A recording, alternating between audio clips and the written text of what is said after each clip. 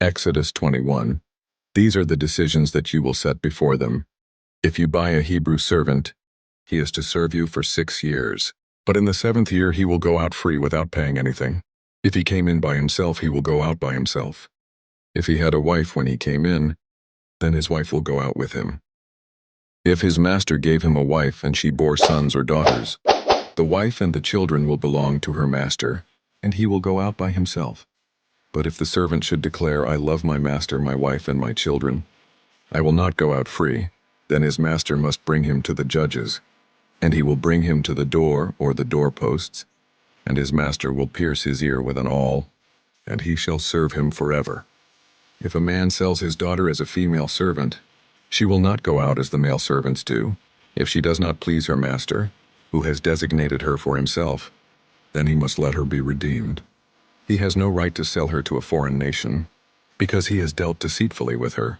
If he designated her for his son, then he will deal with her according to the customary rights of daughters.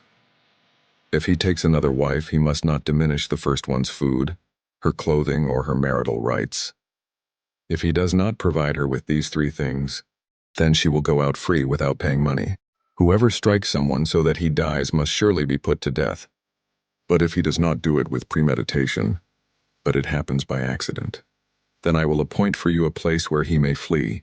But if a man willfully attacks his neighbor to kill him cunningly, you will take him even from my altar that he may die. Whoever strikes his father or his mother must surely be put to death. Whoever kidnaps someone and sells him, or is caught still holding him, must surely be put to death. Whoever treats his father or his mother disgracefully must surely be put to death. If men fight and one strikes his neighbor with a stone or with his fist and he does not die, but must remain in bed, and then if he gets up and walks about outside on his staff, then the one who struck him is innocent, except he must pay for the injured person's loss of time and see to it that he is fully healed. If a man strikes his male servant or his female servant with a staff so that he or she dies as a result of the blow, he will surely be punished. However, if the injured servant survives 1 or 2 days, the owner will not be punished, for he has suffered the loss. If men fight and hit a pregnant woman and her child is born prematurely, but there is no serious injury, he will surely be punished in accordance with what the woman's husband demands of him, and he will pay what the court decides. But if there is serious injury, then you will give a life for a life, eye for eye, tooth for tooth, hand for hand, foot for foot, burn for burn, wound for wound, bruise for bruise.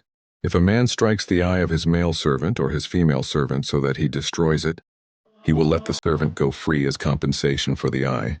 If he knocks out the tooth of his male servant or his female servant, he will let the servant go free as compensation for the tooth.